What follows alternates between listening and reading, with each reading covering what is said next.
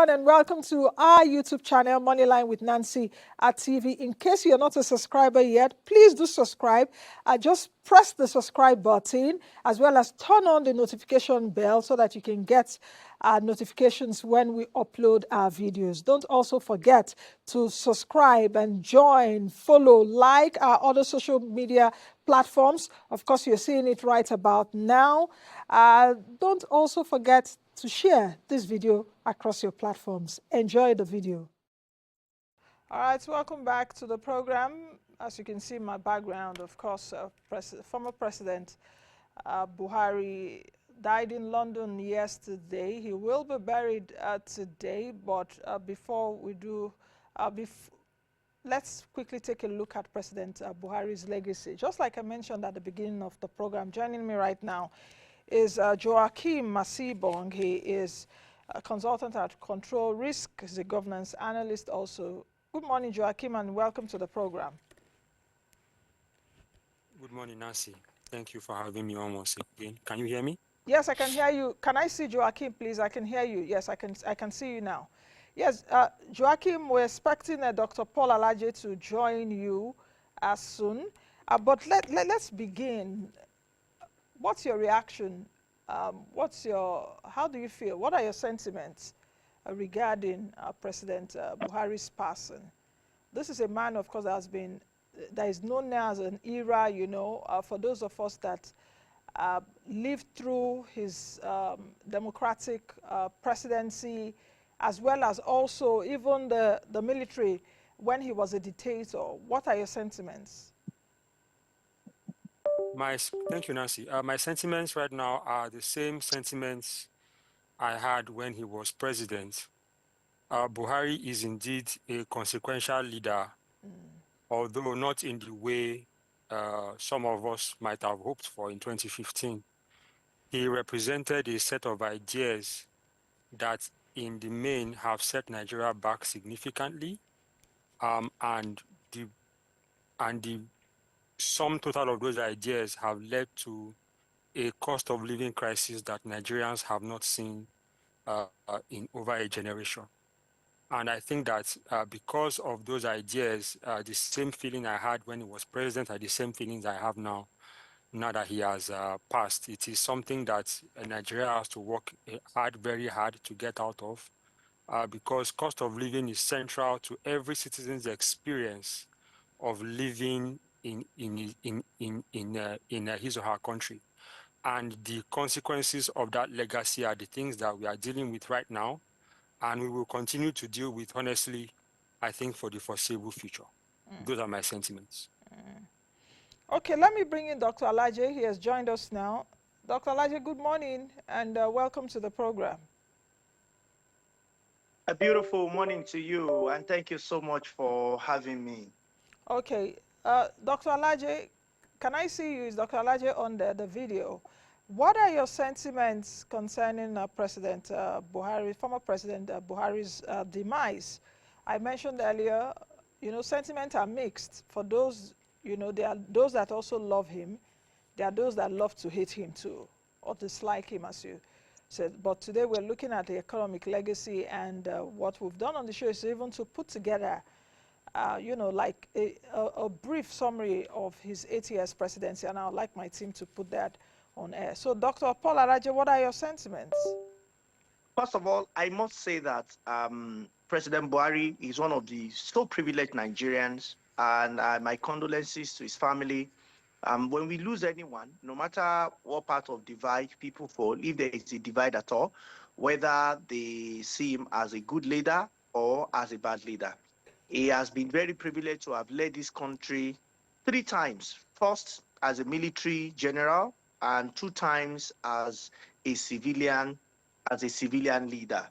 So in those instances that he's been privileged to lead the country, I want to believe that the President Buhari tried his best based on what he knows how to do, even though some of us were very vehement in saying that we think the President Buhari should have done some things differently in some of the decision that he did, some of the decisions that he took. But unfortunately, that was not the case at the time. But the president is no more now; he's gone.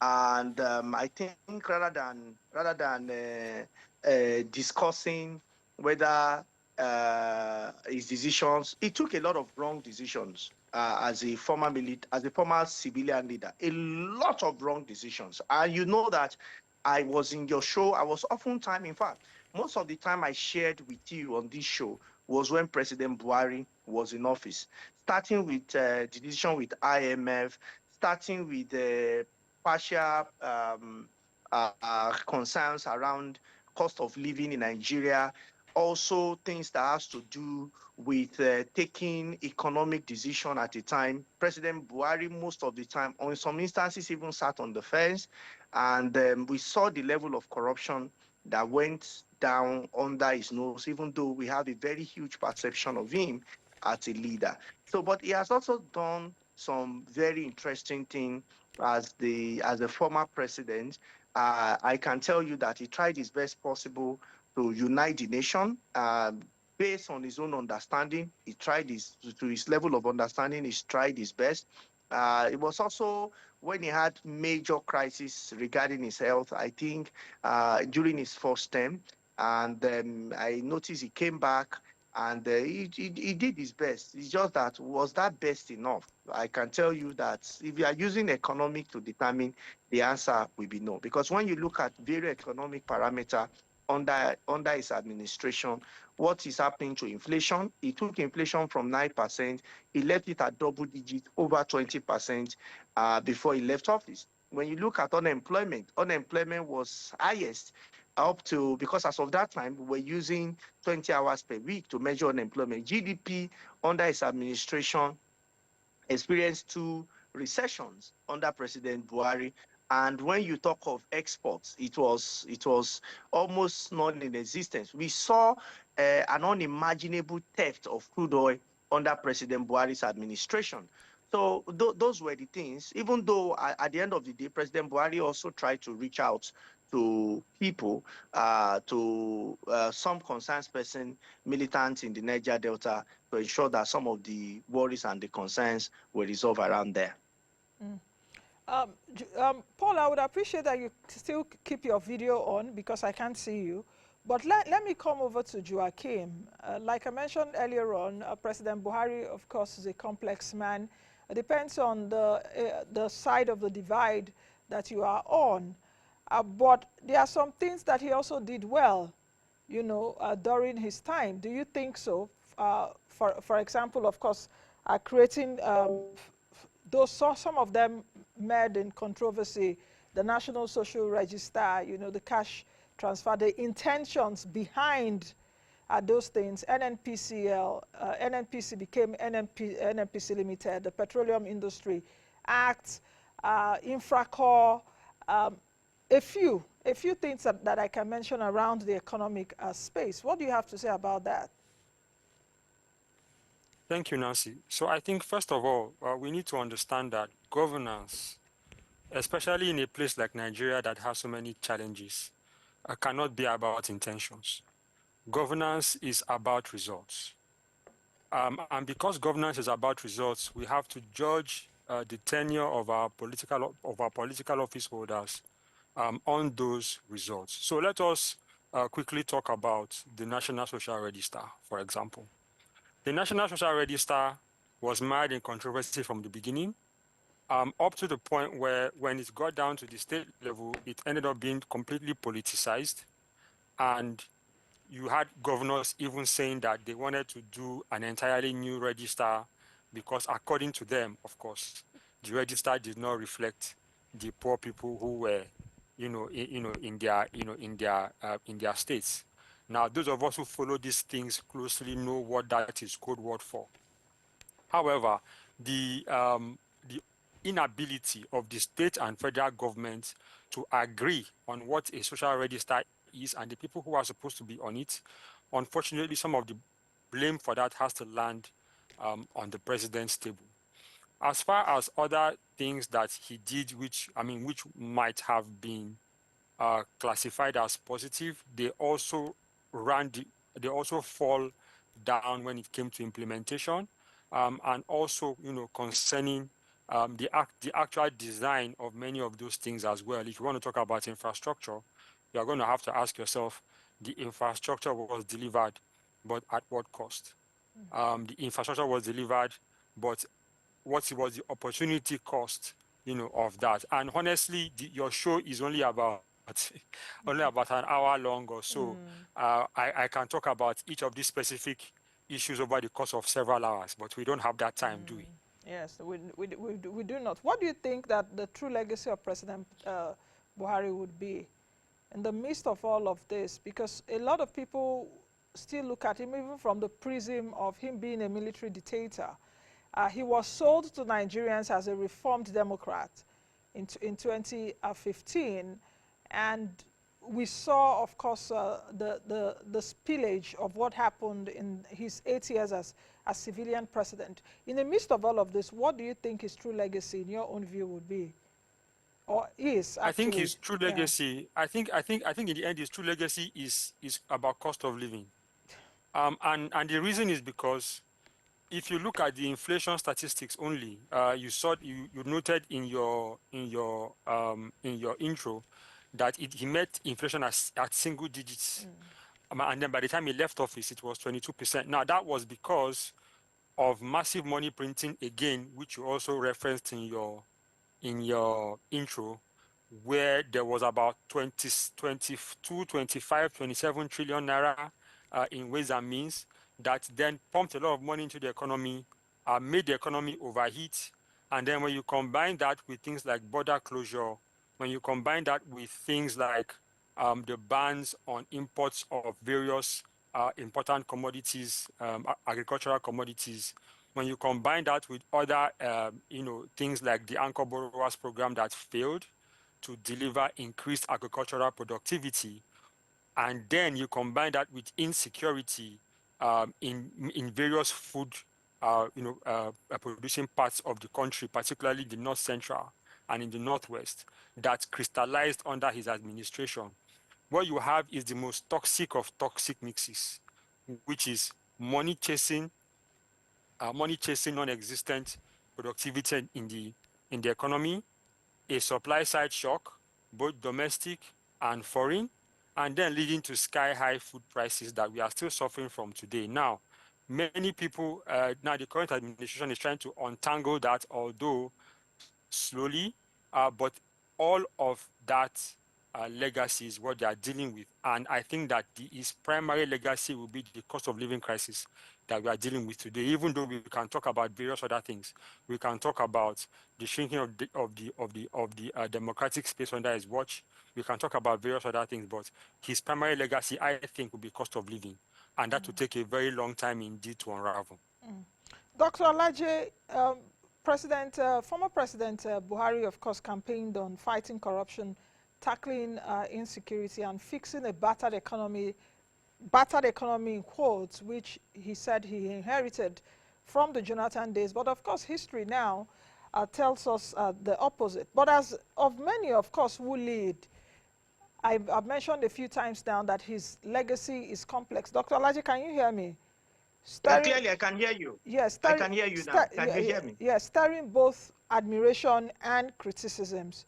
So in many ways, former President Buhari reminds us of that Nigeria's puzzle. We are abundant, of course, in ambition, short on results, and now heavy on the weight of history. What do you think his legacy would be? You can tell me anything. It mustn't necessarily be economic, even though we're looking at his Yeah, economic legacy today he on the has some show. good legacies. He has some very good legacies, I must tell you. I cannot say that President Buhari has not done anything for 8 years. He has areas where I have criticized him, both on the screen, via the radio, and on news in different newspaper in our country. But I must also give compliment to President Buhari. Look at Lagos Ibadan Express. For years, we've been trying to fix it. You may want to drive there. I have driven on that road over 50 times, and maybe I should say 80 times. And there is no way you remember that that road, what it was and what it is today. Or should I talk about Warri Itakpe rail line that was zero, it was zero in existence? Or I should talk about Lagos Ibadan rail that is started and completed. Or I should talk about completion of Jonathan's rail track, I mean, the Abuja Kaduna that President Jonathan started, and President Jonathan has actually done arguably 80 or 85%. But unlike some politicians who would say what their predecessors have done, they are not interested and they abandoned it. Or should I talk about the second Niger bridge? So he has done some things, no doubt. He has done some things. But so we cannot say that he has zero legacy, that we will not remember him for anything. I don't think that would be fair. But he has his excesses. He has his excesses. He was not sure whether he wants to be a socialist leader or he wants to follow a market economy or he wants to stay in some domain of some sort. So his administration was a bit confusing as to what policy they want to implement. One time they want to start sharing money for people. We criticize it, that has never liberated anybody. Under his watch, we saw ministers stacking money on tables and sharing the money, literally cash, giving to people. And one thing you will not forget President Buhari for is that coloration of Naira and how people lost their lives because of money coloration from one color to another, and that I think is still very much present with us. And I know I saw what your correspondent did in covering some areas, especially Abuja and Lagos, and how people lost their life because they want to have access to their phone in their financial institution. So President Buhari carry both sides, even though the side that is heavier for him is the economic challenges that the nation experienced and a few other things that the nation experienced. Dr. But on Alaje, some should we area of also cut him infrastructure, a I must slack? confess that he did some things. Yeah, can you hear me? Should we also cut him a slack in the sense that, of course, he's not an economist, we know, and even though fixing the economy was part of his agenda for his campaign before he came in, should we also cut him a slack that he was not deep in economy? I understand what you're saying. The demonetization policy and all of that happened in 2022. So Nancy, his first media chat with you media people in 2015, the very first one, somebody from, I think maybe IT, maybe not, asked him, what should we expect in economy? He said, I'm not an economist. I will rely solely on my Minister of Finance and my central bank governor. Are we able to redeem the economy? I gave you statistics of what the economies look like. Exchange rates got worse off. GDP got worse off. Trade got worse off. Unemployment became untamable. Inflation became crazy. There was a lot of policy somersaults. Monetary authority wants to go on their own. Fiscal authority are doing differently. So can you to me, if you rate President Buhari on economy, it should be less than 20%. I even said on one of the shows that administration took us 50 years backward. That was what I mentioned about the economy. So because we cannot, if you check nations that have our kind of population, it's not going around sharing money that they were doing. So I cannot excuse you because you said you are not an economist. I don't know what your background is now, Nancy, but if you said that you want to see beyond the screen, educating Nigeria, which you have been doing for years, I will now say that because maybe you did not study, you are not a journalist, or maybe you did not study mass communication, therefore you can come on TV and start saying some things that are not allowable. It's not an excuse. You are a professional. Before you start staying on the screen, you are a professional. You are known worldwide because it is not what you study. It is what the job requires, and you learned it, and you are doing it. By the way, how many people with economist background are in countries that are doing well? They get their best to work for them. They look for the best, and they allow them work, and they give them the space to work. If they have reservation, they ask questions. But can we say that is what we saw under President Buhari? Okay. Or it was a bit Even if you look at the political aspect of things, it was a bit tribal. We saw an unimaginable clashes, elder and what's it called now, farmers clashes. We saw some persons claim it was colonization of the country, and we saw the position President Buhari took when it came to cattle rearing on the major streets in Nigeria. We saw the position President Buhari took. So it carried both loads on different parts of his body, unfortunately. For Joachim, you've heard what Dr. Alaje has said. Now, of course, they say, don't speak evil of the dead, as it were. You know, perhaps we have that culture. But why we're also doing this and why the media takes up this kind of things is that there are also lessons even for sitting leaders across board. What will you be remembered for by the time you're long gone? So do you think, perhaps in your view, that how will President Buhari be judged? We are not God, definitely, and everybody would be accountable to his or her maker. Do you think that he really lived up to that promise? Because in 2015, President Buhari had so much political will, you know, that goodwill that he came in with. Or do you think that he was overwhelmed by the system that he once sought to cleanse? Thank you, Nancy. So I think it's helpful to go back to May 29, 2015, to understand some of the economic context with which Buhari entered became president, just very quickly. So in 2015, the commodity super cycle had gone bust, and because of that, it took oil prices down with it. Now, the challenge for natural resource-driven economies was to move from being resource-driven economies to being economies driven by human capital development and driven by investment.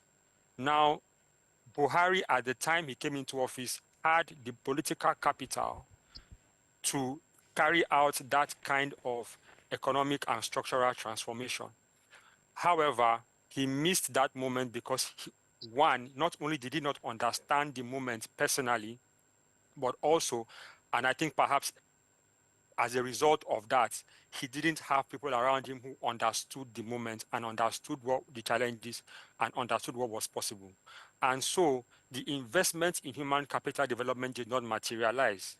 And so the investment in making sure that Nigeria is a much better place for foreign investment did not also materialize. Nigeria's foreign investment had basically cratered completely by 2019, 2020, and human capital development was never also prioritized as well. And so because of that now, the promise of a Buhari presidency was never lived up to. If those investments in human capital had been done from the time he came into office, we would have begun to reap some of those benefits now, or would have been about to do so. However, those investments having not been made are now things we still have to make, because if we do not, Nigeria's economy will not take off. And what do I mean? Nigeria's literacy is still about 65% or so. There is good research that shows that economic growth does not take off for a country until literacy passes 80% in the general population.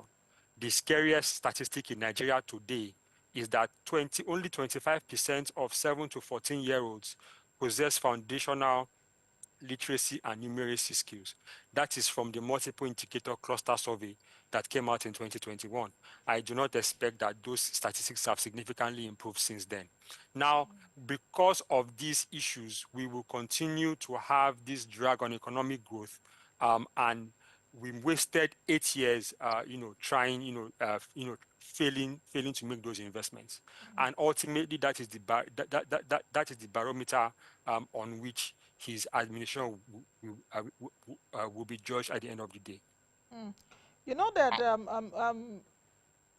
Joachim, let me still stay with you. If we're looking at the economic trajectory under President Buhari, you know, over the weekend, of course, since the news came out yesterday, I've just been reflecting on his administration, even as a military leader and a civilian leader. Of course, there were recessions There was a recession when he was there in 1983, 84. There were two recessions in 2016 and 2020. I had a lot of shows on it here then. Um, what do you think that we should learn, in terms of institutional capacity?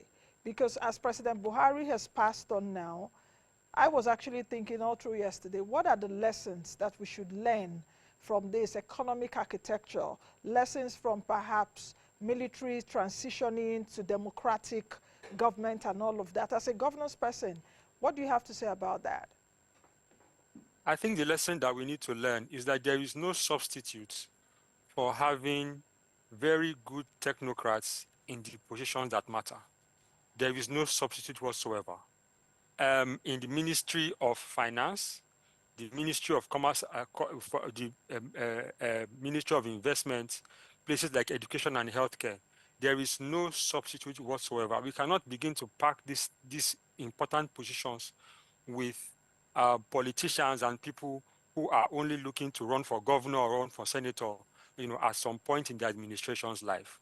And also, we need a transmission mechanism of those ideas from those ministers directly to the president through people like the secretary to the government of the federation, and especially the president's chief of staff. Now, without those linkages, without that high level of brain power in those important positions, without that transmission of good ideas to the president, without the president being properly briefed about the trade-offs about the trade-offs necessary, about the pitfalls, about the challenges, and being accurately briefed about the progress of some of these reforms, we will not get out of where we are currently. And I think that is the main lesson that we need to learn on an institutional level. What we have is we have sycophants that surround our presidents. And because we have these sycophants around them, and because the few technocrats who are employed by the president do not get to see him and do not get to transmit their ideas directly to him, we have this disconnect where the president lives in his own world about the success or failure of his policies and carries on as if everything is fine, when meanwhile, it is clearly and obviously not fine. That is why after 8 years of a Buhari presidency, you have videos circulating online of Northerners actually celebrating his passing. I don't know that there is a bigger indictment on Buhari's legacy than videos like this. And this is a result of a disconnect between what he is told about his policies and his policies' actual impact on people on the ground. And until we close that disconnect, we will continue to have these problems. For Paul Alaje, why do you think that execution did not match ambition? Definitely from what Joachim has just said, and if you take a look at some of his achievements, like I mentioned, the Petroleum Industry Act, Infracore, the road tax scheme, why did execution not match ambition? And for a former President Buhari, for instance, that came in with a military background, and that was what even many Nigerians voted for him to defeat an incumbent, the then President Jonathan, coming in from a military background, and that was why people were like, okay, he has this anti-corruption stance, he would solve the insecurity problem we had that time, from banditry to Boko Haram to farmer herders crisis, yet we saw some of these things worsening on there. So where did execution, where was that mismatch between his ambition of solving these things to the execution? Okay, so when President Buhari was in office, in fact, when he was campaigning, his party pushed the identity of a big man instead of preaching the identity of a big structure, of a big system. So we had a Buhari who believes that things should be done in certain ways. But unfortunately, nations are not run by an individual. Nations are run by system. The system is corrupt. The system is weak. The system is highly inefficient, even though it's large. That system was not worked on. Unfortunately, no matter what is done without working first on the system, a big man cannot solve a national, a structural problem. President Buhari had so many of his good intentions. We've heard many of them in his speech, and but unfortunately, he was not able to achieve much. If not, Nigeria will not be in the kind of mess that we have found ourselves But as when he was but but leaving but but office. but, So, but his it, lovers and some of the people that have worked for him did say that when he gives you a job, he leaves you to do it. He's not a micromanager. There are so many leaders that that micromanage people. He it's leaves not you about and you micromanaging. do and you do Does your he get job. reports? Does he get report for the job he has given people? Does he get report? Does he even read reports given to him? He gave Emefiele a job. Did you check that people were dying because they don't have access to their funds? Did he check? So to be a leader, and I know you have even your own team. If you give a job to someone and you expect the person to for the person's performance measurement and certain deliverables you expect from the person, and if you don't get it, you don't assume that the person have done it. Because if assumption takes the stage, then everybody will believe that, well, we don't really need to do more than what we should do. So for me, he has that posture, or he has that image. In fact, during President Buhari, you notice that something was very big in a political conversation in Nigeria. We call it body language. But body language does not deliver any nation. What delivers nation is the actual system working on structures to deliver such country from economic quagmire. So for me, can we say that this is what we saw absolutely during that administration? Well, the answer will be no. For me, what pained me the most is the opportunity missed by President Buhari. I remember that in his second coming or third coming in 2019, I think maybe around May 29 or June 12, I was on an interview with one of the business correspondents, someone that is very close to you. And myself and an economist were asked, what should be President Buhari's legacy? As if the guy knew that less than 10 years ago, we'll be having this conversation. And I said, President Buhari, don't worry about 5.7 point agenda. The only agenda I want you to focus on is electricity. Today, everybody would have been jubilating, including us in your studio or your program today, if we can boast of half of Nigerian territory having permanent electricity supply, or if our industry can point to permanent or say stable electricity supply for production. But did we see that? The answer, of course, is not. Perhaps that is why a lot of people see have that what has changed in the administration where he was in office. And I'm using this to tell the current and the subsequent leaders that what would you remember you for? One of those things that we can remember our leaders for is electricity. One of the things we can remember them for is the kind of structure they put in place for a smooth running of governance in our nation and in our state and in our local government. So it's important because one day people will sit to review the performance or the engagement that a leader had when they were there and when they had to lead the people. For Joachim, what do you think that the passing of President Buhari should also teach? And I'm coming so hard on lessons because the man has come and gone and he has done his bit. What we now have analyzing are, a lot of things that he did, even as a military dictator as well as a civilian president. What what did Buhari's presidency reveal and perhaps should teach leaders now on the limits of top-down governance, especially in an increasingly youthful, vocal, digital population? President Buhari, of course, then there was NSAS, there was a ban on former Twitter known as X now, a whole lot of things. What do you think should happen?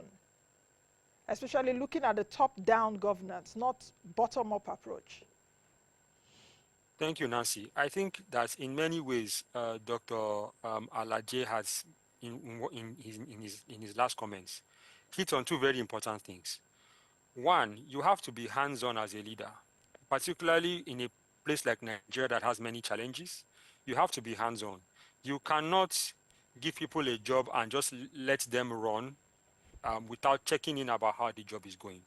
Secondly, nobody rules alone, right? The principal agent problem is a well-known problem in all large bureaucracies, companies at company level and at country level.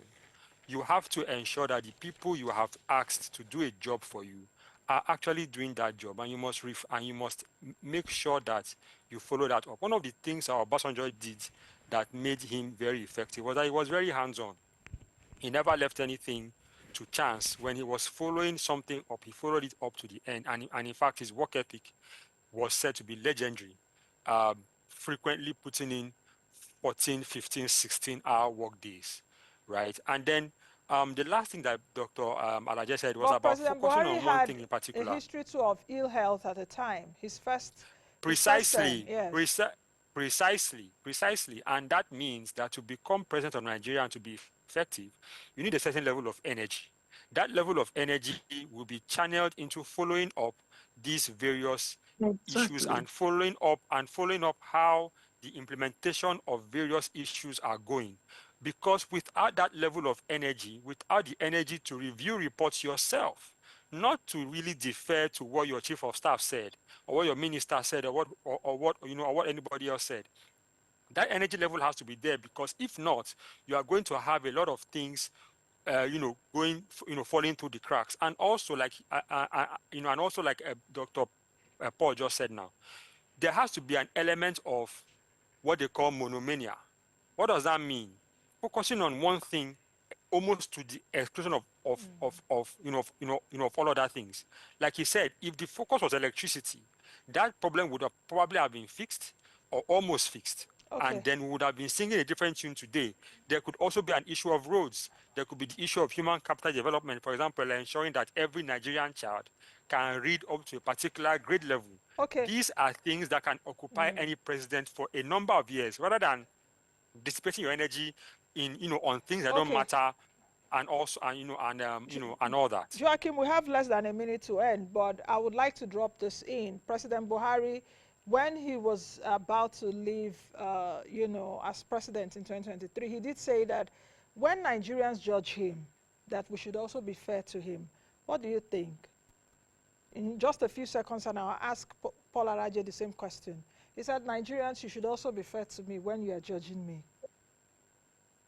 We are I not perfect, believe are we, I as human beings? I believe that I can our conversation. I can hear Paul's I laughter. believe I believe that our I don't know how Mr. Joachim will answer that Okay, question. Joachim, answer then. I think that our conversation here today has been really quite fair. The reason is because I would have used much stronger words, in trying to sum up his administration. But there's really no need for that. I think that the statistics alone and the trajectory of the economy under his leadership is really all the proof you need about how Okay. to judge the president, unfortunately for him. Okay, Paul, over to you. 30 seconds. Well, let me say that President Buhari has written his exam, and he has. We are getting an interference there. Director, please take care of that. Okay, yes. Go ahead, Paul. Yeah, thank you so much. President Buhari's administration has written an exam, and he has also submitted the script. Whether he passed or not, the Nigerian people are the examiner. But what I can say is that when it comes to economy, what we should mark him with are the parameters I read out earlier. But as a person, when people pass in our culture, I have made my personal, non-professional opinion known on my X page. A lot of persons said, no, he should not be up to that. He didn't do anything. I said, this is a personal opinion on his person who has been privileged, had the privilege of God to lead. Now, as a leader, or as is something else. So for me, it's a lesson. The person that is gone is gone. We now need to talk to those that are alive, that what will be remembered for. When their name is mentioned, what will you be remembered for? And I think that's a good place to leave it. As individuals, even as leaders in our own little corners, what would we be remembered for when we are long gone? Thank you very much, gentlemen, for joining me on today's edition of the program. Joachim Thank you, Nancy. Macebong, consultant at Control Risk, and Dr. Paul Alaje, senior economist at SPM Professionals, and may the soul of former President Muhammadu Buhari rest in peace. Of course, so Amen. we're expecting his body any moment. At least he will be buried today, we've been told, and President Tinubu has definitely instructed for a Federal Executive Council meeting on Tuesday. Emergency one. That's much you can take on today's edition of the program. Thank you for joining us as always. I am Nancy Najib. Be the best you can be and be the change that you want to see. Thank you for making it up to this minute watching the video. Thank you all. Don't forget to subscribe to our YouTube channel, Moneyline with Nancy TV.